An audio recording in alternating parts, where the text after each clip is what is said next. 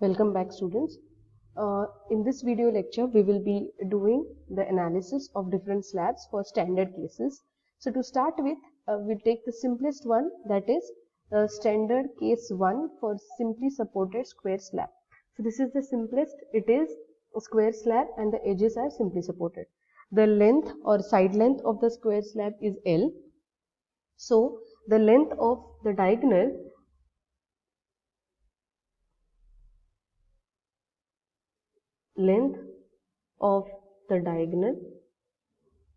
will be equal to root 2 L.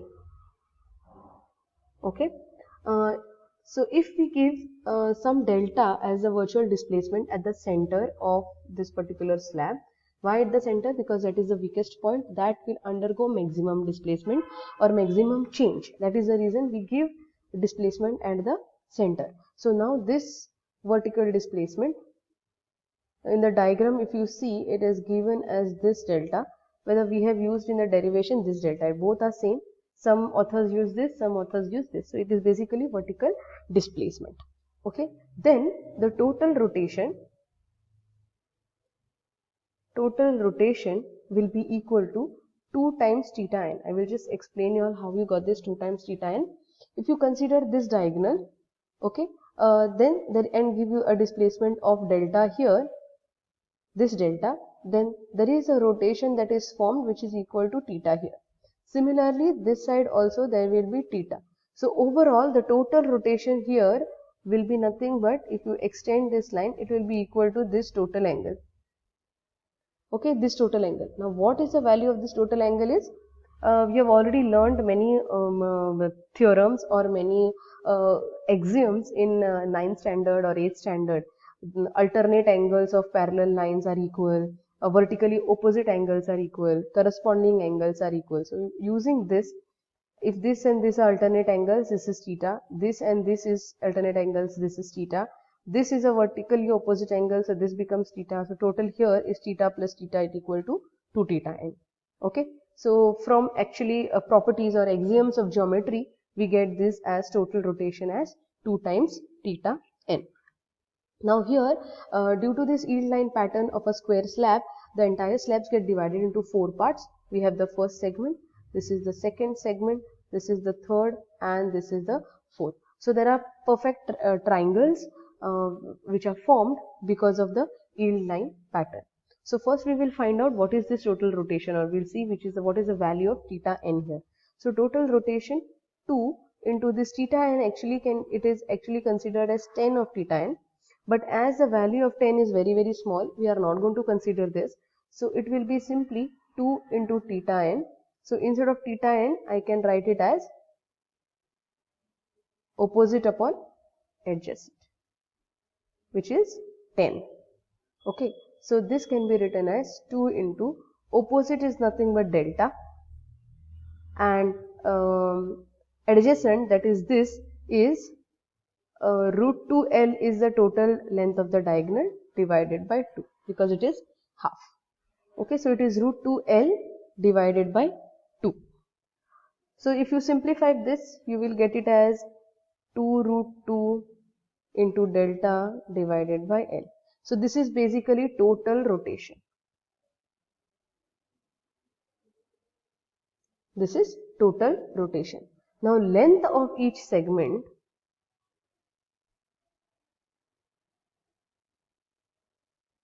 length of each diagonal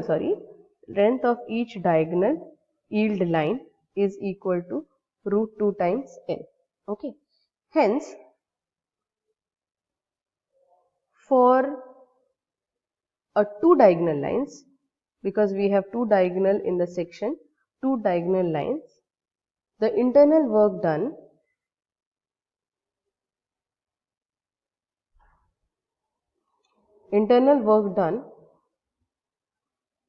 will be equal to, we will use the same equation that we have derived in the last video class, that is summation of the moment mun into ln into theta n. This is a standard equation which we have derived, that is the moment, the length of the segment, and the total rotation. So moment will remain the same, that is mu.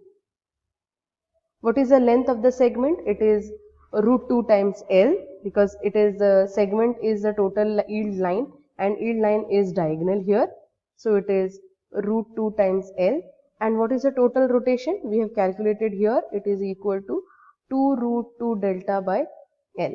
Now, as I said, there are two diagonals. We will have to multiply this equation by 2. Okay. So it is mu is the total moment, which will be unknown. We need to find out. So we will keep it as mu only. The length of the segment is the length of each diagonal, that is root 2L, and theta n is the total rotation that we have calculated here. We multiply this entire equation by 2 because we have two diagonals for the section. Now, if you simplify this particular equation, okay, this root 2 into root 2 becomes 2, this 2 into 2 is 4, 4 into 2 becomes 8, so it will be 8 into mu, this L and L will get cancelled into delta. So this is the internal work done. Okay, I will just mark this as we are going to use this equation further. So internal work done basically is nothing but 8 mu into delta. We have derived it using a standard equation. Now going ahead to find out the external work done. Now we will write the equation for external work done. Again we will be using the standard equation, that is summation of Wu into As into delta G. This is the same equation which we have discussed in last video. Wu is the total external load, As is the area of segment, and delta is nothing but center of gravity where it is active. So here if you write this external work equation, it will be equal to Wu, the total load. Each segment is a triangle. As you can see here in the diagram, it is a triangle. So segment 1 is triangle, segment 2 is triangle, 3 is triangle, and 4 is triangle. So here it will be area of that particular triangle, which is equal to half into base into height. We will substitute these values later. And delta G is the center of gravity of a triangle, which is taken as delta by 3. 1/3 of delta base or 2/3 of base. It depends on from where you are calculating it. Okay. So it is this. So we will try and substitute these values. Wu half, base is the total length, that is L, and height is here, which is L by 2. Okay. So base is L, this is L by 2, and this is nothing but delta by 3. So this value you get it as equal to Wu into L square divided by 4 into delta by 3. Okay. Now we have such 4 segments. Therefore, for 4 segments, this whole thing has to be multiplied by 4. That is Wu L square by 4 into delta by 3. Because this what we have calculated is for a single segment. We have 4 segments in the slab.